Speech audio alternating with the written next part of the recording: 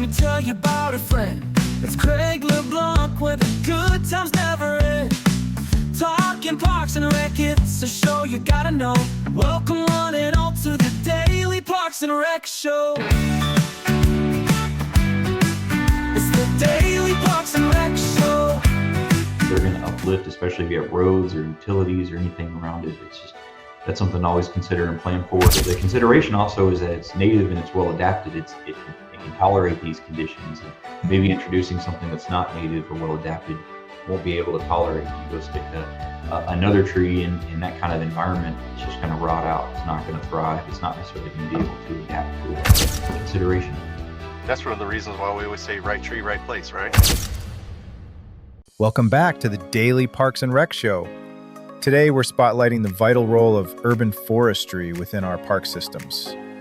Guided by an incredible expert, we're joined by Justin Krobot, a master arborist and board-certified professional. Justin's work is deeply embedded in parks and recreation departments across America, particularly throughout Texas. He's instrumental in understanding and managing public trees and urban forests. Justin shares his insights from working with communities like San Antonio, focusing on crucial aspects like urban forestry, canopy coverage, and city ordinances. He also extends his expertise to smaller communities, helping them build essential tree programs. Tune in to learn how Justin's work shapes the green spaces we all enjoy. All right. I think we're live. Okay, here we go. Welcome to the Daily Parks and Rec Show. Again, our facilities maintenance edition every Monday, Tuesday, Wednesday, and Thursday, 4 days a week. Part of the Daily Parks and Rec Show family. By popular demand, we wanted to do something for all things facilities maintenance in Parks and Rec. And not long after doing that, we discovered this category of urban forestry that is embedded inside of so many Parks and Rec departments across America. And it is just a never-ending rabbit hole, understanding trees, and then on top of that, understanding these urban forests that are kind of public trees on public land. And it's just quite an additional animal on top of what is already a complicated subject. And I've got yep, there you go. Master arborist, board certified, Justin. He was one of the guys I met. And so I think eventually we're going to have, probably in the next month, we'll probably end up doing a monthly or maybe even a weekly show just on urban forestry. So here we are making another piece of content on that. Justin, how are you doing today? I'm doing great. Thanks for having us. We're round 2, so we're that's it. Yeah, thanks for having us back, and excited to be here, talk trees. I look, it's all I do all day long, so I'm happy to do this. And I got my tree behind me here, Angel Oak, we were just talking about. So yeah, cool to see the different perspectives and hear that, and we're ready to dive into it. Yeah. So what we'll do is we'll play a quick promo for the show, the media company, everything that we're doing. As we've said, our mission is to create a media company all for Parks and Rec, all things Parks and Rec, whether it's youth sports, urban forestry, facilities maintenance, director school. And so this thing explains it better than I do. Let me just go ahead and press play, and then we can come back and chat more about trees. Welcome to DPRS Media Co., the first media company built for the people behind the Parks and Rec community. We don't just cover on Parks and Rec, we elevate it, we amplify it, we honor it. At the heart of everything we do is one mission: to serve the public servants, the professionals who design, maintain, and lead the parks that shape our communities. Under the Daily Parks and Rec Show, we produce 6 powerful platforms. Leadership in Parks and Rec, a spotlight on directors, superintendents, and visionaries shaping the future of public spaces. Facility maintenance, where the boots hit the ground, a deep dive into the systems, crews, and craftsmanship that keep our parks clean, safe, and beautiful. Young Professionals Network, shining a light on the next generation of Parks and Rec. Students, interns, and mentors sharing how we build a legacy together. Youth Sports Mastery, sponsored by National Academy of Athletics. This series is for coaches, parents, and rec leaders working to make youth sports fun, fair, and meaningful again. The Rec Room, hosted by the passionate leaders of Henry County Parks and Rec. This show brings frontline energy and real-life stories from the field. And the weekly Parks and Rec Post, our official newsletter delivering stories, insights, and community wins every week. We are DPRS Media Co. LLC, a media company with a mission to uplift the professionals who serve every community, every park, every day. All right, and it looks like Jason made it. We'll see how it works. There he is. Cell phone magic going on. Yeah, so that's what all of our show's about.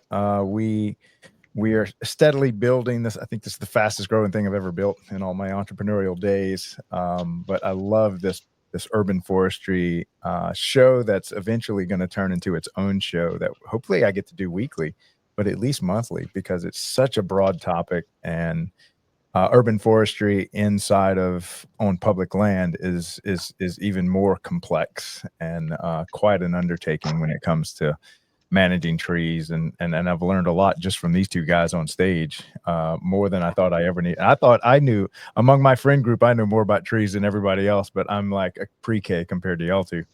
How are you doing, Jason? I'm doing pretty good, man. I had a little technology errors going on, but now we're good. We're good. Yeah. Fashionably on time. You're good. Yeah. You got here for the intro. That's it. You made it past before we actually started talking trees. So, Justin, why don't you tell us about that tree behind you? It's a very famous oak tree that I can't wait to see one day. Was that Angel Oak, right? It's Angel Oak. I haven't been to it, but it has been my wallpaper for several years. And everybody asked me about it, and I was like, yeah, it's not in Texas, but it's like a beautiful tree. And hey, I saw it one day. I was like, I like that one. People ask me about it all the time. Yeah. I'm going to go one day. Gotta have is that in Charlotte or Charleston, or where is that? I think it's outside Charleston. Yeah. Area is what I've been told, but I haven't been. I want to go visit sometime. I've heard it's beautiful. Yeah, gorgeous. I had just sent a picture. I don't even know if maybe I can pull it up. Hold on. Let's see if I can work some magic here. Yeah, this might work. Okay, I'm going to try some technical jujitsu here. Present. Share screen. Share. Here we go. Yes. Look at that. I took this picture the other day in New Orleans. It's called the Tree of Life at Sucker. Is massive. It's got to be a 400 or 500 year oak tree. If you ever make it to New Orleans, it's and you go to Audubon Park, the zoo, right behind that fence line, you can kind of see that is the zoo. And it's just, you walk straight up to it, but it's one of the great examples of exactly what we're talking about. And so, all right, so let's dive right in. Why don't you tell us what you were telling me about that big root ball that they see there that I'm standing on? What is that again? So all trees have, they adapt to their environment, right? If it's native, it grows, they have specific adaptations. So like in this area, New Orleans, for example, you have a high water table, or you may have high soil compaction, or there's not a lot of oxygen available in the soil, right? If it's underwater, they have to get oxygen somehow. And so trees adapt to that. Like a bald cypress tree, they'll grow these knees. Same thing with the live oaks. And this is something that's call it a specific genotype or phenotype of a specific tree in an area. So it's still the same species, but they make these kind of genetic adaptations to be able to thrive. So this one actually has what's called a pneumatophore. And I know the Cajun word for it. It's bosquejos or bosquejos. I don't know if I'm saying it right. I'm not Cajun. I can spell it, but y'all could Google that. But so I know that much because I remember that Swamp People show. I remember learning that years ago or whatever from that show. I love that show. But it's called a pneumatophore. It's an aerial root, and it hasn't been well studied. But what it is an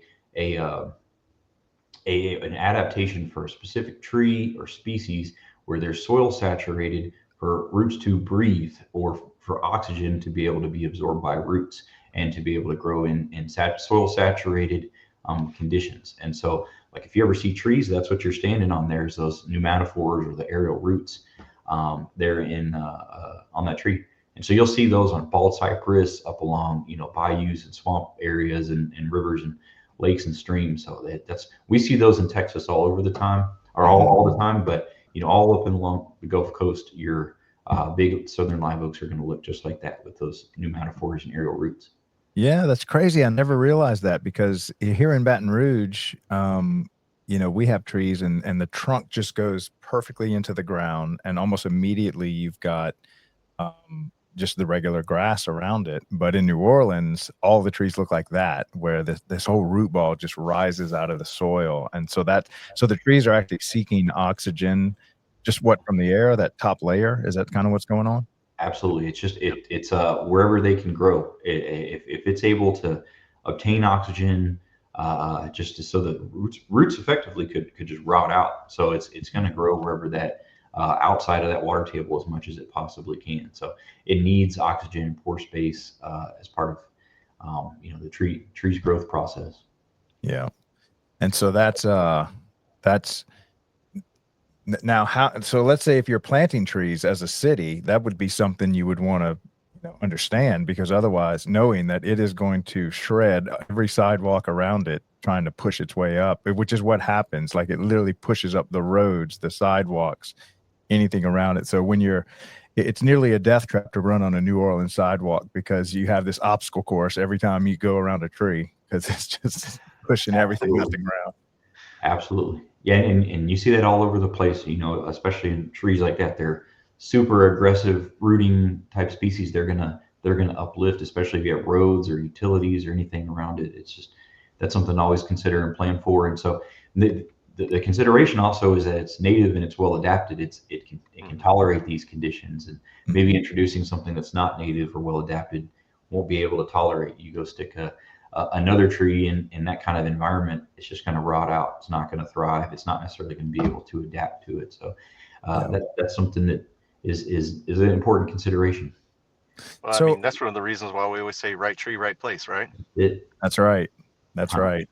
100%. And so what are some of the things that a city would want to do to start doing some research, as far as, because people will come down to New Orleans and see all of our trees and stuff like that, and they'll be like, well, I'm going to go plant this exact tree over in like West Texas, and it's just not working. Yeah, and you can plant. I mean, there are definitely live oaks in West Texas. There's areas where it's kind of rocky or they get scrubbed. I mean, I've seen live oaks, like that same tree can maybe not thrive, right, if you pull that exact same species out from there, but it's the same species. But you're going to see live oaks in West Texas or really rocky soils or mountainous areas.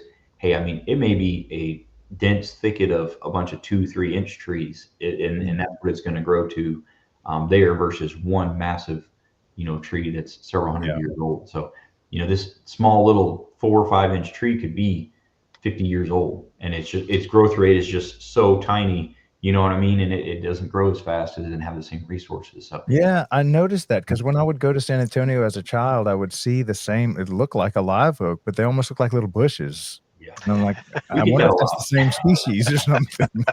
We've got some big trees, especially in certain areas down here, but it's you've got different growing conditions. We have a lot of it depends on where you're at. There's a huge plateau called Edwards Plateau, and then on top of it, you got this much topsoil and it's rock underneath it.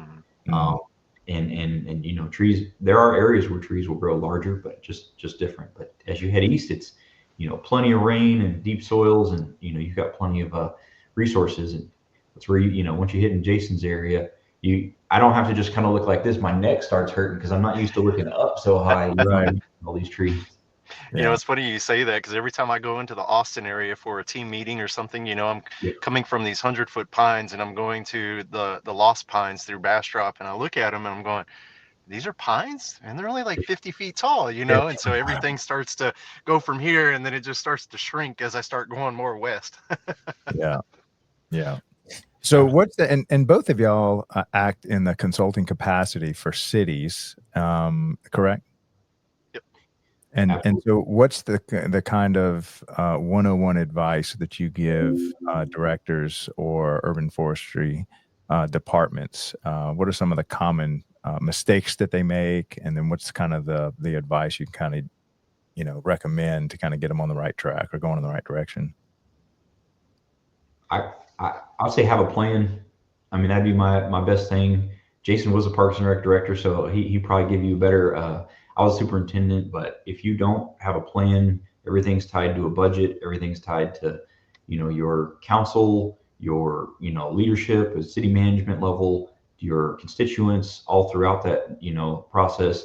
If you don't have some type of a plan for your trees, have an inventory of what's out there, what are the threats and considerations, and we can jump way into that here in San Antonio, kind of what we're facing, but and then have a strategy, because really, if you don't manage it, you don't have a plan, you don't have kind of visibility of it, it's going to cost you money at some point. So that's is just like you manage your playgrounds and safety, your lighting, your restrooms and your water and everything else. You have to mow the grass. A lot of the trees, you kind of look up and it may get neglected, and there may be certain areas, the value of those. That's what brings a lot of value to these parks. People aren't taking pictures of the water fountain or the the light pole or the toilet and saying, hey, that tree is iconic, and that's part of it. And so having that due diligence, to have that plan and management and protections in place, and have folks either in-house or that can help on a consulting basis develop those plans and implement those. That's something that we specialize in. I concur. I mean, I think a lot of people think that, we have this really cool funding, or we have this really cool partnership with somebody that will give us trees and we can go ahead and plant them. And a lot of times I think there's a misconception of you plant it and you forget it. And that's not the case. Like Justin said, it's a lot of maintenance just with anything else. It's part of your infrastructure within your park system. And so, being able to kind of, have an idea of how many trees that you have, that are in your park, what kind of a plan of attack are you going to have? Because some municipalities, I mean, they don't have an urban forestry department, right? And so it's a lot of, parks and recreation folks that are out there doing this type of work. And a lot of times we just get so focused on, making sure the grass is okay, making sure that, like you said, the restrooms are clean, a lot of the basic stuff that people expect. But, as Justin, mentioned, kind of looking up in the air, a lot of times that doesn't happen. And so, a lot of those things can not only, just become a risk factor, but it's just one of those things that I think just forgets to be thought about whenever we are talking about maintenance. I even had one city one time we were going through a process, and there was a comment made by someone on the council of, oh yeah, I forgot we have to budget for maintenance of that. And it's like, yeah, I mean, so I think education too is a really big component of that. And what I love about Parks and Recreation is you're kind of forced to think long term, because parks departments don't really, I'm not saying they won't go bankrupt every now and then, but they don't go out of business. They still find a way out of bankruptcy, and they still have to manage the public land and the park systems. And so I love that they have to think in 100-year timeframes almost, which is perfect for a tree, because you have to think in 100-year timeframes when it comes to a lot of these species, like the one behind Justin. And so it's almost like a perfect partnership of two long-term or century-long planning that you have to do. And sometimes you don't realize you've made a mistake till you're 20 years into this urban forestry plan that you have, that you've made a huge mistake. Anything that Jason, what are the big mistakes that you made? Because you were a director, correct? Man, all right, Craig, let's get right into it. I want to hear all of your face plants, because I'm sure there are others out there that are probably making the exact same face plant you made however many years ago.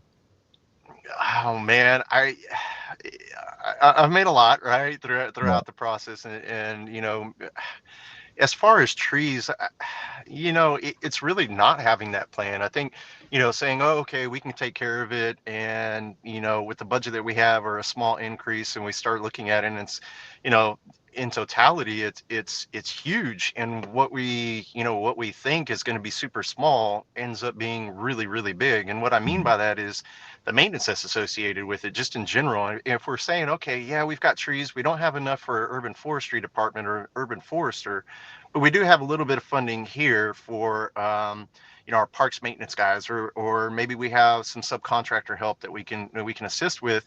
It's really looking at, unfortunately, the reactive portion of it, and not necessarily the other side of it. So we're not being proactive, we're being reactive a lot of times. And so I think just the failures, if you will, is not educating the council and the public on how much trees play an integral role within our park system, and how beneficial they can be, but also how big of a risk they can be.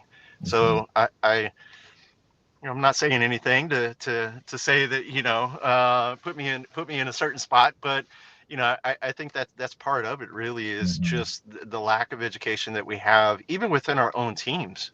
Not even being able to prune things properly, right? I mean, we've had people before that just, yeah, I can get up there and we can prune this tree and we can do this and we can do that, and it's you can, but you also can do it right, and you can do it in a proper way, and you can do it in a safe way. And so again, I think just the whole education piece is a big thing that I personally have probably been lax on, and needed to probably be a little bit more proactive on. Yeah, because like anything else, when we're making a master plan for a whole city and we're really trying to project what the expenses are going to be long term so that we can budget for it years and even decades in advance. And so this being one of the things, if you find yourself with 5,000 trees and a tiny budget, that you're going to have some issues trying to manage those trees. Absolutely. Is there anything, okay, so let's say the roadmap is important, a roadmap that understands how these trees mature through like the first 5 years. And I remember last time, I think we spoke about the stages of a tree. And so maybe we can touch on that again. Like you've got the, well, let's just say stage one is planning. Before you even plant the tree and pick it out, we've got a planning stage where and so what happens in that planning stage? We're picking out species, locations, like what are some of the other things that go into that planning stage? I can jump in there if you want. So I've done, kind of a lot of that planning and planting, and some of the challenges that you've had is it's cool to plant trees and numbers always look good, right? Like, oh, well, we planted 500 trees. We planted 100 trees. I'm like, okay, we planted 10,000 trees. We planted 20,000. And a lot of that is based off of a kind of an ideal tree canopy coverage in a city. And so I learned this more recently. I went to like an urban forestry workshop last week or a couple weeks ago and learned a lot about this. But so say, for example, San Antonio, their urban forestry canopy coverage percentage is 40% urban forest. That's kind of what's been defined in there. And usually it's between either 15 or like 38-ish%. Right. I think that there's different climates between, that they have kind of a carrying capacity. And so what they do is they'll say, hey, we'll do an urban forest analysis that will formulate our ordinances. How much do we want to protect? And what do we want to plant and canopy that we want to establish? We'll put, preservation ordinance together. There will be fines or, fees or replacement requirements for mitigation associated with that. And some of that will be met on development sites, and some of that will be paid into a mitigation fund and basically be the urban forestry fund for the Parks Department. Usually that's how it's kind of set up. Then those plans are all compiled together and look at on a holistic view. Well, where do we need trees? How many trees do we need? What are our goals? And so like San Antonio, for example, like says 40%. Well, okay, within the city, within the ETJ and our kind of extraterritorial jurisdiction, I always trip up on that. But how many trees do we need to plant? And so it was like 1 million trees.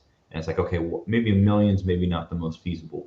Where do we, look at that? Development will plant some, obviously individual homeowners, and then the Parks Department will be the ones, kind of planting and making up the rest. Or, there's a lot of forward-thinking communities like Dallas, Houston, Austin, and San Antonio, that have these kind of secondary, tertiary, public.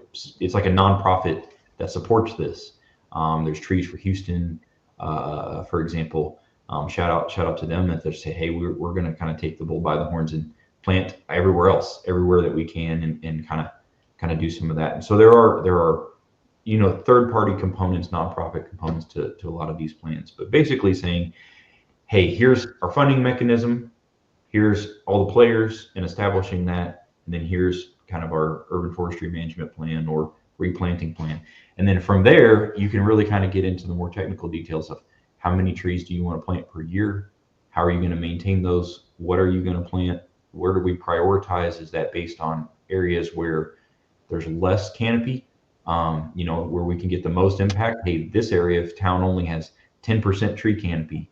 It's covered in concrete, so I'm going to get the most benefit planting and focus in this area, and vet those plans through the leadership, through either the director, city management, and the council office. Sometimes there's a oversight or a parks committee that they work through, environmental committee, and all of these things kind of have to work in tandem and look at where are our stakeholders, where are our priorities as a city, municipality, or as a region, and help kind of fund that. And so, that all that kind of big picture stuff breaks down to where, hey, we're going to plant 1,000 trees a year and a diverse mix. And then you kind of, I've been the guy where it's like, okay, Justin, we need to plant 1,000 trees.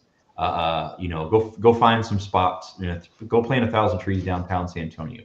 I was like 23, and it was like, figure it out. All right, so auditing what's there, right? Like, what do you already have? Let's take an inventory of what's downtown.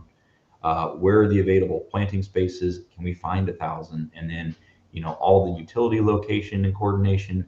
What's going to grow well, thrive in those conditions? Where can we actually plant that's not like on a top of a water line or sewer or something like that? And then picking the right species, and then also establishing them. How do you water and establish a tree in a sidewalk or something like that? Mm-hmm. So that's, there's a lot of considerations to go through that, but we've done that and help educate that. And we've gone on a project by project where this is an area that we're looking at master planning. It doesn't have to be, like, I think Houston, y'all have like 300. There's over 300 something city parks or something. San Antonio, I think we have like 200 parks. It doesn't have to be such large scale. We can say, hey, this can focus on a park or right now we just recently did a cemetery. This is managed by the city. Inventory and say, hey, there's just a bunch of dead trees that are could fall on these gravestones that need to, that just need to be managed. Here's a comprehensive list of remove all these trees. And this is going to be a special funding request to come remove these just for maintenance. What about replacement of these trees and long-term in that area? And so, it can be as simple as one, this is our issue. We've got people calling and complaining. We've got this. We want to, kind of integrate this into a larger scale master plan, but tree for tree. Let's make sure we have all of our coordination done and all the process, take them out, replace them to some degree. And so we've had numerous projects like that. Yeah. Jason, anything to add to that? No, not really. I mean, I think a lot of times, kind of just piggybacking off of Justin, there's, you have to be intentional about where you're wanting to plant. Like you said, is it a part of a city where we don't have an ordinance for trees and everything is just clear cut and we have new subdivisions? Or is it on the flip side where we're in a LMI portion, a low to moderate income portion of the city where, trees are just they're just coming down, or maybe there's not any plantings at all. And so in turn, what does that do? That creates an urban heat island effect, right? And so it just gets hotter and hotter in some of those areas. So the intentionality of where we're going to plant, and then the other side of it is the intentionality of actually caring for those trees. Establishment time, just watering in general. A lot of times we go, oh, okay, yeah, we can plant those.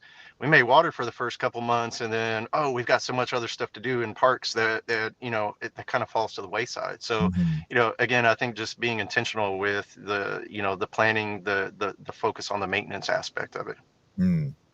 Now, you had mentioned, what was it? Trees for Houston. Is that a nonprofit that works inside of Houston? Mhm. And Yes, so sir. a lot of big cities will have these nonprofits that are kind of focused on this that can be used as a resource.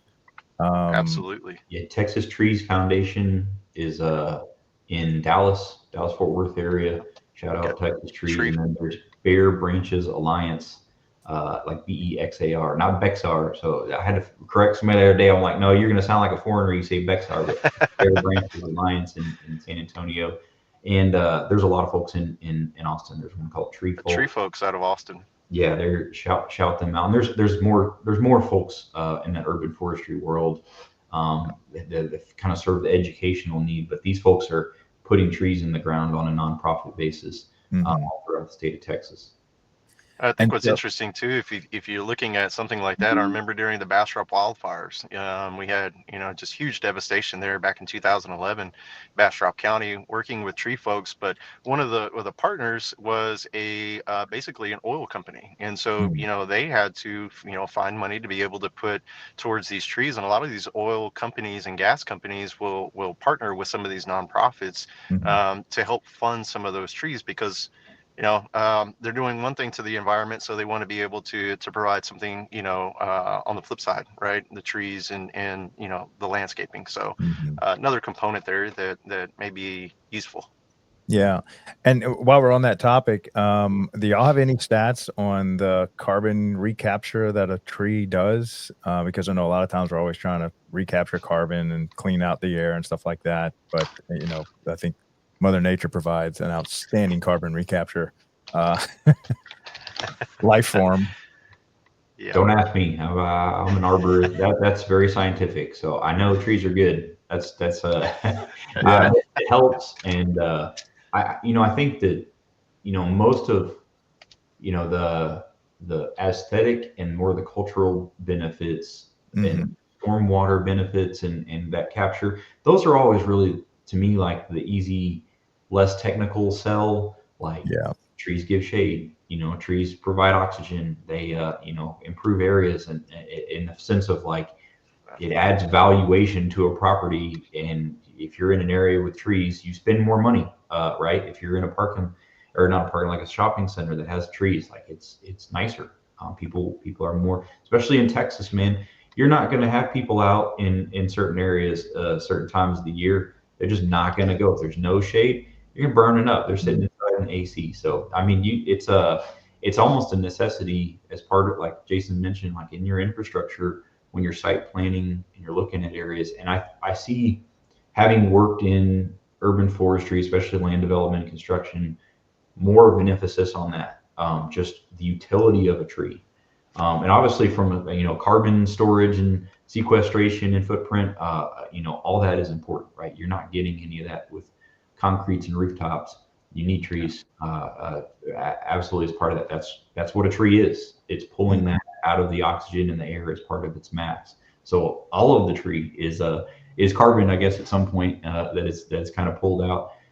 But yeah, I'm certainly not an expert there to even Mm. speak that much intelligently about Yeah.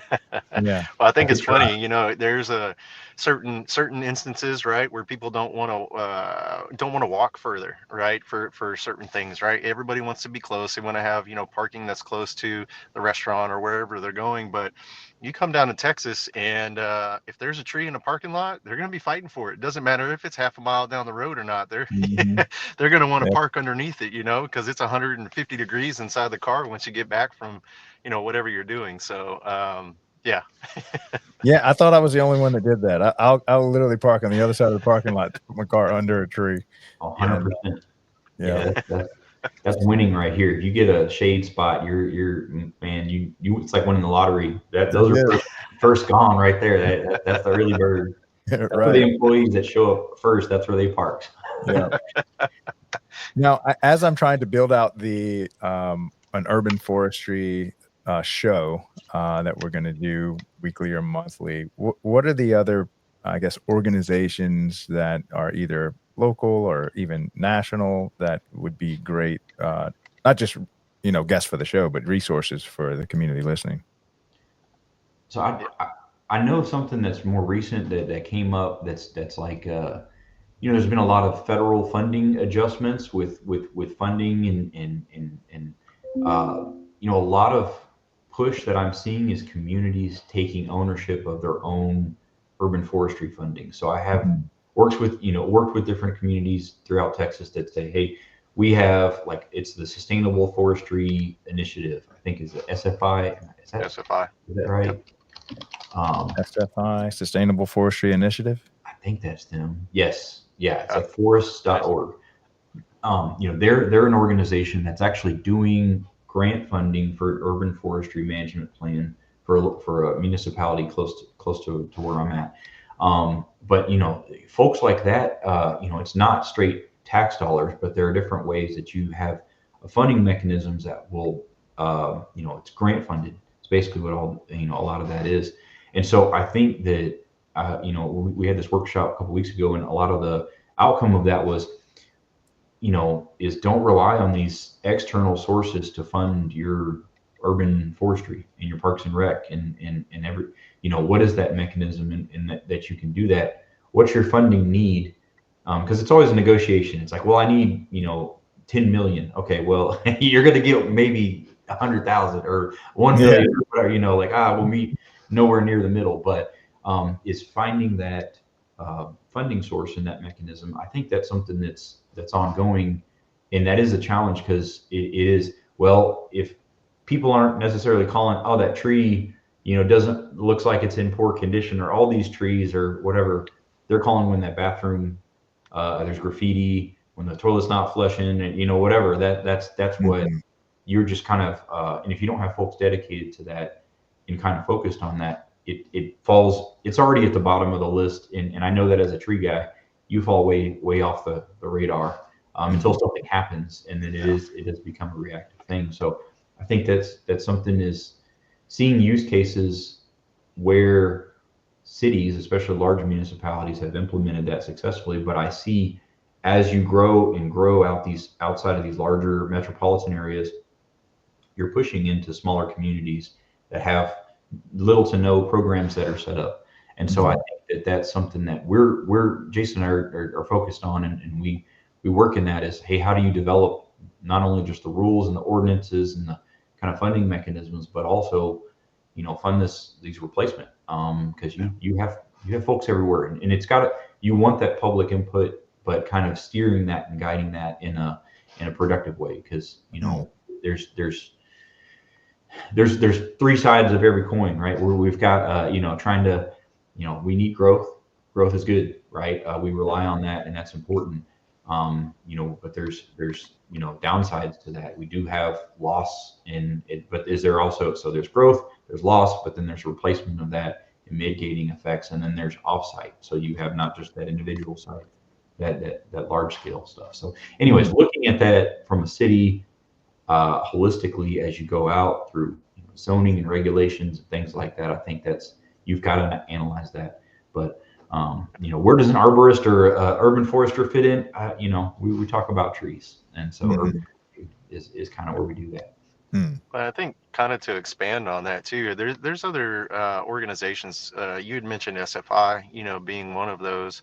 Treesaregood.com is a good one, a good resource. It's basically ISA, right? International Society for Arboriculture has different chapters as well. So, they'll have ISAT, which is the International Society of Arboriculture Texas chapter, and you'll have Southern chapter, and you'll have the Midwest. And so there's different organizations like that. I think that you're also able to pull from, some information from, in addition to just the U.S. Forest Service, and being able to see what kind of grant funding and opportunities are out that way. So, for the folks that are, across the country, I would say, just Google what is the local arboriculture chapter within your state, and they should be able to have some resources, because all of those folks are basically tied together and umbrellaed underneath the International Society of Arboriculture. So there's definitely some good resources out there for everyone from coast to coast.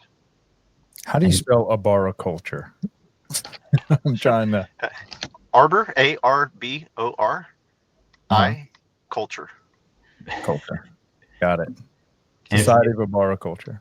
if there isn't an organization, you can always form one, right? You can create that and do that. And I think that,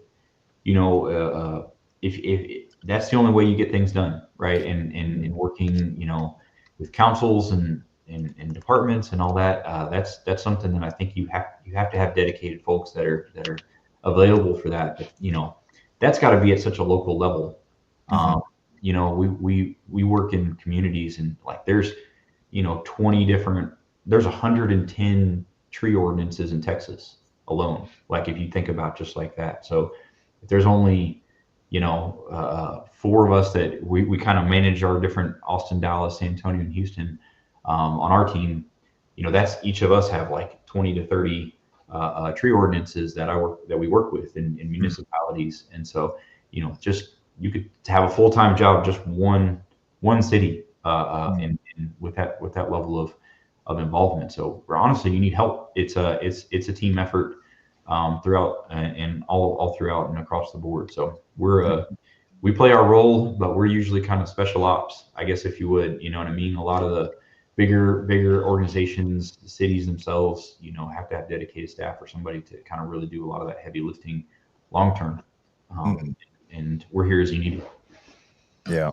Let me, we just flew past the halfway point. Now we're at the 40-minute mark. I was supposed to play a little promotion for our Thursday show coming up. Let me go ahead and play this. This is our Youth Sports Mastery show that shows up every Thursday, 1:30 p.m. Eastern. So youth sports is such a huge part of Parks and Recreation and the services they provide, where little kids learn how to, they're coached, they learn how to be on a team, learn how to win and lose. And so Aaron Locke is the host for that show, and has been doing this for 40 years. So we'll do a little promo for that, and then we'll come back and finish off the show talking more about trees.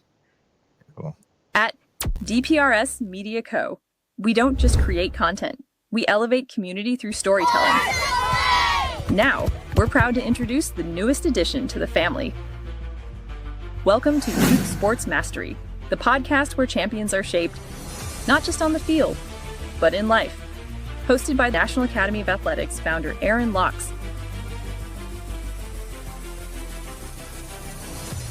Youth Sports Mastery dives deep into how youth sports can empower kids, strengthen communities, and build leaders. From coaching culture to recreation strategy, and from player development to parent impact, every episode brings game-ready insight from the people making it happen. Youth Sports Mastery goes live every Thursday at 1:30 p.m. Eastern Standard Time. Only on the Daily Parks and Rec Show, sponsored by National Academy of Athletics. And powered by DPRS Media Co. This is where purpose meets play.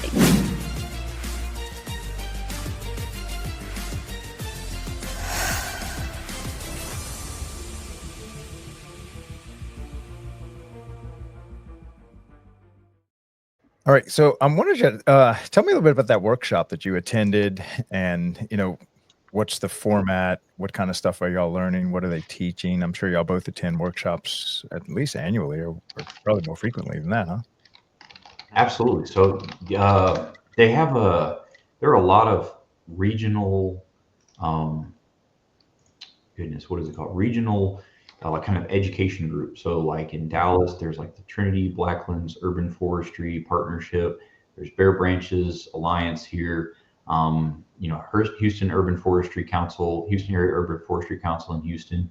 And so they sponsor educational type events through ISA, International Society of Arboriculture, Texas chapter. So we're always looking for ways to, stay involved.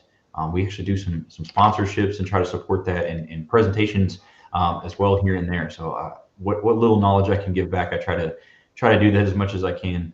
But we went through and did a recent one. There's a new pruning standard called prescription pruning. So we did an overview of how to specify that. It's called PPQ, is the kind of abbreviation for it, but it's going through and saying, hey, here's a tree.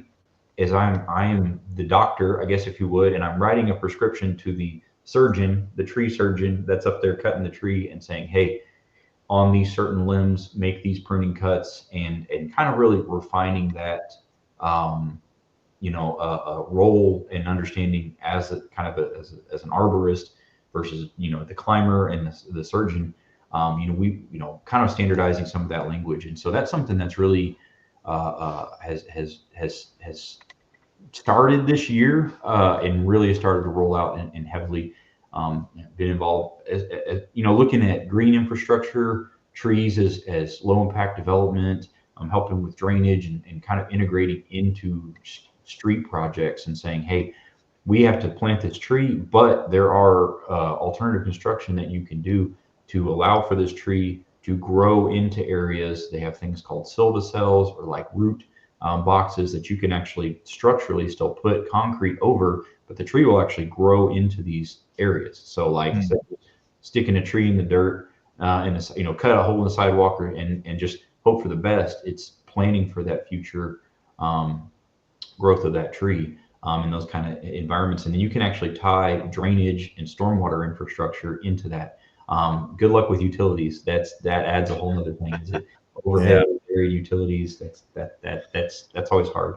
And then just looking holistically at urban forestry master planning throughout what trees are thriving, what are big threats that are coming to Texas.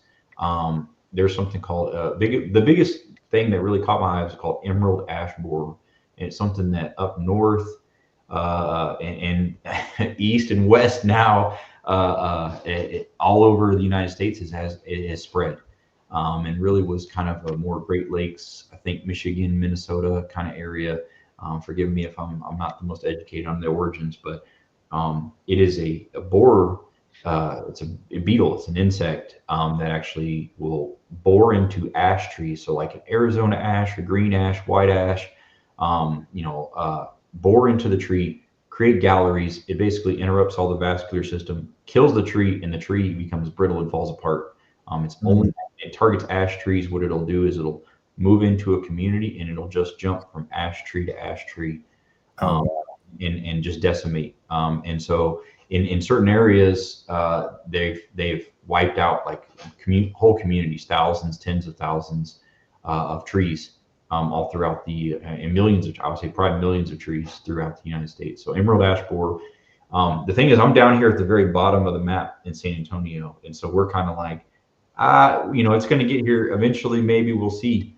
Well, it's as close as what's called Bell County in Texas. So that's about 2 hours. I don't know. We're Texas. We always talk about in hours, but 120 miles or so, 100 miles north of us, where we're at. And so it's been moving down through the states, down through Dallas, basically right down I-35 through Bell County. Well, the next person is Austin, and Austin's being proactive right now as a city, and they're removing ash trees. They've changed their ordinance and protections, and they're really trying to take some ownership in the plan of that. And so that's something that you're adapting to that constantly.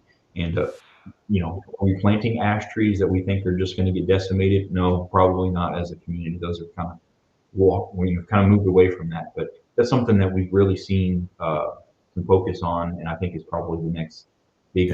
Because that is a good chunk of our urban forest canopy, especially in older neighborhoods. Everybody planted ash trees. 30, 40 years ago, they're all huge. And if you think about, you may wipe out some entire neighborhoods. Bring me the big one. So anyway, well, go ahead, Jason. I was going to say, I mean, that kind of goes back to our, earlier conversation about planting. Definitely don't want to plant monoculture. And what I mean by that is you come down to Texas and everybody wants to plant live oak trees. And that's fine and dandy until something comes through and decimates the live oaks. So, having a good mix or a good stand of different types of trees is always going to be beneficial, because if you do have something like that, then, maybe it only takes out 10% of your canopy versus 50% of your canopy across the city. So definitely having different planting types of species of trees, I think is beneficial. Yeah, I have a little when y'all were young, did y'all have show and tell in like kindergarten? 100%. Yeah. That was my favorite day. 100%. I've got, you can bring it around here, sure. We have this thing that is just coming on like gangbusters. Have you ever seen these? Oh yeah. Oh yeah. Some ball moss. What? I mean, they are complete. Like, it's becoming a nuisance, and it's attacking every single tree. And they say at first it's okay, it doesn't do much, but then you give it enough time, and there's hardly room for a leaf on a tree. And now they're having to figure out what they're going to do with it. I think they want to spray. Shoot, I forgot what they were going to do to spray them to try to get them under control. But it's in Baton Rouge, it's becoming a big issue. Are y'all familiar with that? You know what that is? Absolutely. Oh yeah. Yeah, that's it. What it usually does has ball moss. You're going to get mixed opinions on it. There is treatment that you can spray. It's either what's called a copper coside or baking soda. It'll either way. That's what it was. Baking soda, I think, or something like that. Yeah. So the thing is you could spray it and it kills the individual. You know, if you hold that up, you can see the little ball. All those little. There you go. I don't even know what the right word is. Those things sticking up out of there, those are the seeds. So those seeds are dispersed through the air. Those will blow into a new area. And so you don't neutralize the seed by killing that plant. What it'll do is it'll just seed out into another area. The thing is that it's called an epiphyte, and it's going to grow in an area where it can attach, root in, and grow, and it pulls moisture out of the air. It doesn't really need a tree necessarily. That can grow on, I've seen them growing on power lines. Oh yeah. Walls or anywhere, you know. And so it's like an air plant is another way to kind of put it. It's the same thing. It's same general thing as like you see the Spanish moss that like right. Same thing. It's not really it is attached to the tree, but it's not necessarily like sucking life from it or you know, detrimental. However, you'll usually see it on the inner canopy. Well, it can become so dense and root in, and the conditions are so great, especially if that tree's got poor condition or it's thinned out. It's got just the right kind of thing. It can spread and actually grow and shade out trees. So you spray it, it's still there. The best way to do it is go in and prune out all the dead wood, and that'll remove a lot of it because it likes to be on the interior. You can kind of prune some of that out, and then you can actually hand remove it and pick it out. But it is something to manage. It's definitely in certain areas you're going to see a lot more ball moss, but it's a native plant. It's not something that's invasive, but yeah, I can, especially in like a high humidity type area or kind of shaded, and it loves it. It'll take over. Yeah, that's kind of right where we are. And you know, a friend of mine brought me one, and that's what he described as an air plant, and it just kind of sits on the tree. But now we've got some trees that it just really crowds out the and like you said, it's mostly on the more unhealthy the tree is, it seems to just like that even more. Absolutely. And like you said, if you ever come to LSU campus, if you go to the Mike the Tiger's cage, this big Bengal tiger, it's growing all up this big mesh metal net, and it's just covering it. And I think eventually the whole thing's just going to be kind of shaded by it. But it doesn't necessarily need to attach to a tree. It'll go on a fence, power lines, whatever. It's not doesn't really care. Absolutely. Yeah. There's debate. I mean, people get heated about that stuff. Like they're like, oh, ball moss, you got to get rid of it. And whatever. It's mainly aesthetic for the most part, but I can see where it, you know, like, yeah, if it's growing on a net or something, I mean, that would totally, that could cause issues. For the tree itself, if it's healthy, shouldn't be, it's going to exist. It'll be there. Shouldn't be something you just have to manage, but it can take over. I have seen it shade out limbs on trees. It's not going to kill a tree, but it definitely is it's not going to help it in that regard. Yeah. Are there Sounds any like other? LSU is just trying to go for a natural shade cover, man. There you go. Yeah, that's it. Tigers can shade, man. Yeah, man. If you ever get a chance to walk just LSU campus, it's somebody, I don't know, 300-400 years ago just planted trees. It's an entire shaded campus. Pretty much the entire campus is shaded by these massive trees. It's kind of part of the environment here. So I usually run around LSU campus a lot, almost every day. And it's beautiful running on them because it's almost like you run in the shade the whole time. It's a big part of campus life. And it's really a lot for down south here. Let's see. I had another question about what is a tree ordinance? Can you kind of describe that, and what are some of the common ones, the kind of workarounds, and how they kind of differ from city to city? How much time we got? Elevator speech. Yeah, So tree ordinance is a municipal regulation on trees. They'll say, hey, and they can apply to existing residential properties. Hey, this is my tree in my front yard. And then, but mostly it's focused on land development. If I have to develop a property, I have to do street tie-in and drainage and utilities, and trees are considered part of that review and consideration, as well as landscape. But really the preservation of existing trees, the review of that. And so it's not something necessarily that's universal, but pretty much every major city has some type of preservation ordinance in place. And so that's where we work in kind of interpreting of those and then strategizing for compliance. So it is a law. It's a city ordinance that you're required to comply with. What it typically does is it'll assign certain categories of protections for desirable trees, and then a mitigation cost for removal and replanting. Now, certain there are certain areas that have exemptions. Like if I have a building footprint, I can remove all the trees within there with no replacement, or I can. If I have to construct a roadway or easements or things like that, there's certain exemptions, but usually there's some allotment within that to say, hey, there's reasonable removal that you can do with no mitigation. But it just depends on the community and the area that you're in. I work in a lot of communities where, like San Antonio, you can effectively cut down 60% of the smaller trees, not have to replace anything. And then of the larger trees, you have to replace every tree at a certain ratio, and they actually penalize you. So like from a big tree, what we call a heritage tree in San Antonio, it's a 24-inch diameter across. So it's a big tree. You can't fit your arms around it if you wanted to hug it. But it's those are about just one tree to replace it. If you had to pay for it, $14,400. So it's basically 24-inch times 3 at $200 an inch. $14,400 is kind of a minimum cost. And so I worked on projects with 300 heritage trees, and so you can kind of think and see from a monetary standpoint, especially if you're in real estate. I got to buy land and materials and have a feasibility and all that. All those things kind of compile together and saying, hey, this is definitely a cost of doing that. But a lot of these places, like say for San Antonio, that ordinance has been in place since 1997.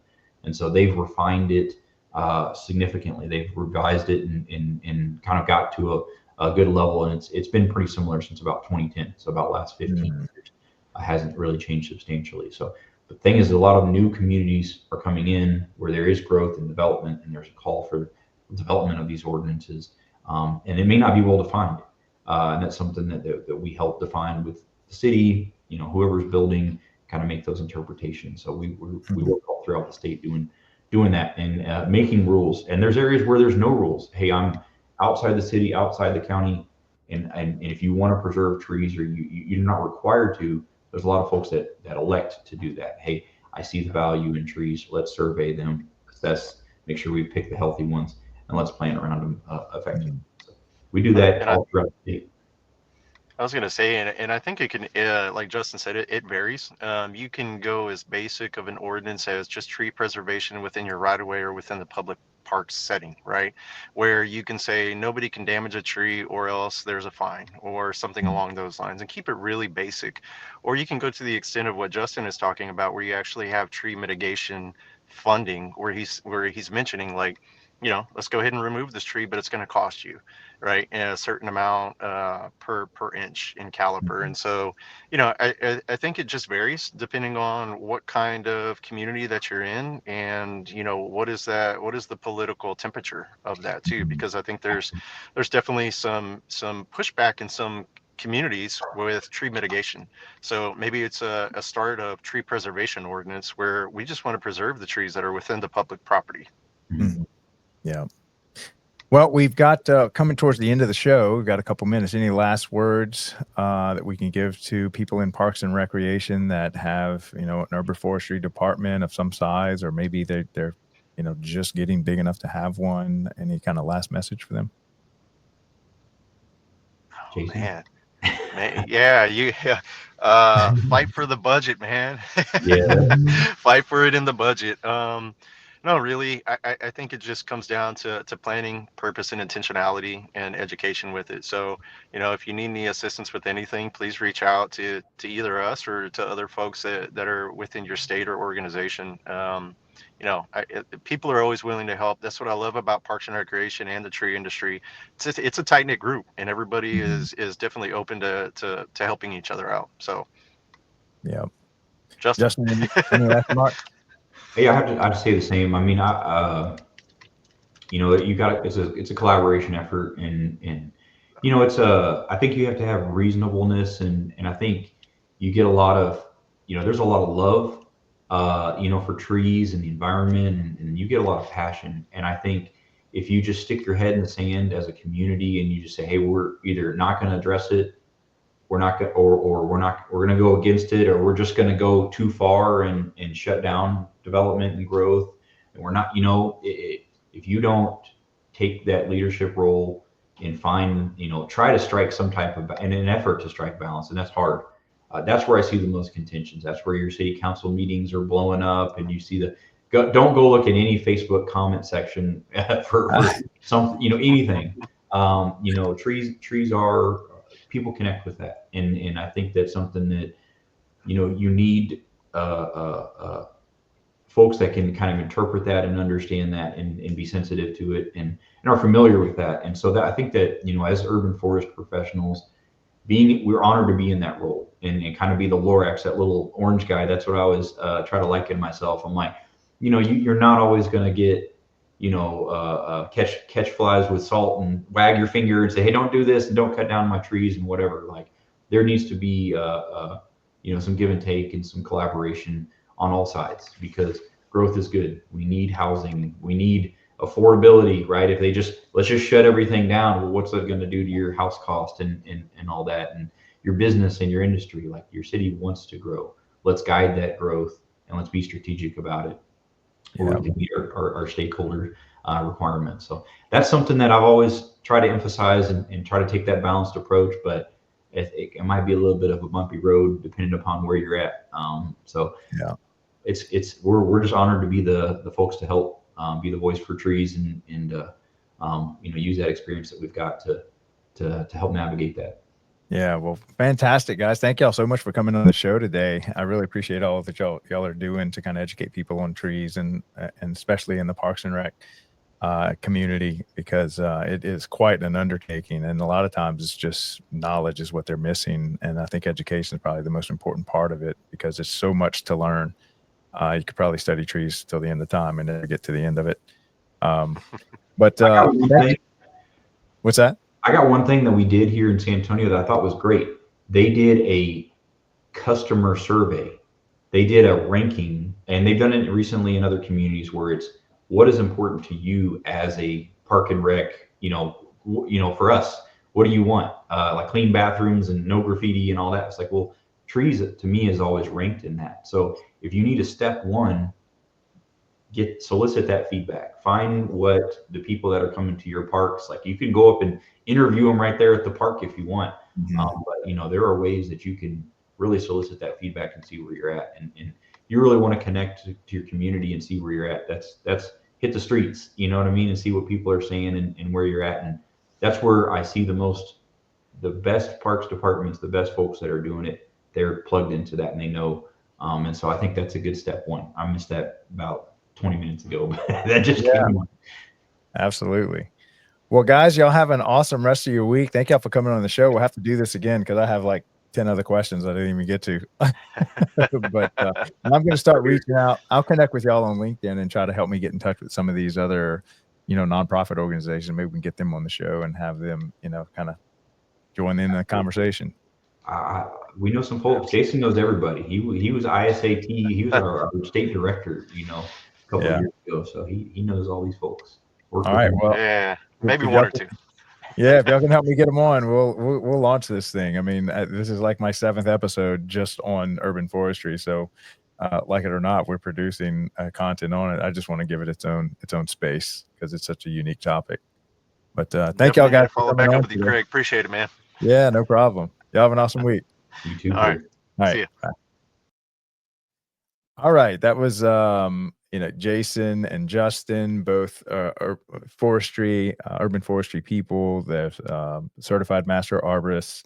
A lot of wisdom there, lots of stuff that goes into this, and it is quite a financial undertaking. And I know that when you're got tight budgets in Parks and Rec, and God forbid if you leave out 10,000 trees in your inventory, and the maintenance and the upkeep and the care for these trees, and then all of a sudden you got to find some way to squeeze it in, or even worse, you just have to neglect them until you can figure out how to incorporate that into your master plan. So I think what we're trying to do here on this part of it is to just maybe give a lot of the how-tos and resources, and maybe even share some of the wisdom, and have some educational sessions on the Daily Parks and Rec show, on a show that's maybe dedicated more to urban forestry, because it's quite a unique topic that I don't think 40 years in youth sports is not going to prepare you to run an urban forestry division. So it's really its own animal, and often finds itself of all the departments that it would find itself in, it's going to be in Parks and Rec.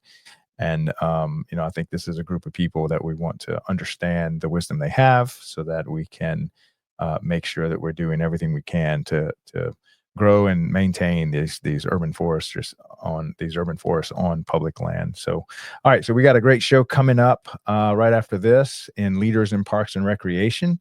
It's going to be starting here in about 22 minutes. So I will see y'all here shortly. Love you guys. Thank y'all so much for the support of the channel. It is growing fast, and this is episode 196. And so we are very quickly approaching our 200th episode. We'll probably hit it, let's see, either Friday or maybe Monday. So thank y'all so much for, all the feedback that we've gotten for the show. It's been a pleasure serving this community. So I'll see y'all here in a minute. Thanks. Bye.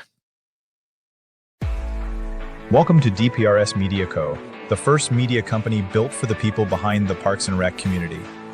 We don't just cover on Parks and Rec, we elevate it, we amplify it, we honor it.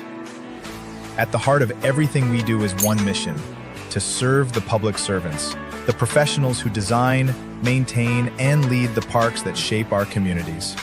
Under the Daily Parks and Rec show, we produce 6 powerful platforms. Leadership in Parks and Rec, a spotlight on directors, superintendents, and visionaries shaping the future of public spaces. Facility maintenance, where the boots hit the ground, a deep dive into the systems, crews, and craftsmanship that keep our parks clean, safe, and beautiful. Young Professionals Network, shining a light on the next generation of Parks and Rec. Students, interns, and mentors sharing how we build a legacy together. Youth Sports Mastery, sponsored by National Academy of Athletics. This series is for coaches, parents, and rec leaders working to make youth sports fun, fair, and meaningful again. The Rec Room, hosted by the passionate leaders of Henry County Parks and Rec. This show brings frontline energy and real-life stories from the field. And the weekly Parks and Rec Post, our official newsletter delivering stories, insights, and community wins every week. We are DPRS Media Co., LLC, a media company with a mission to uplift the professionals who serve every community, every park, every day.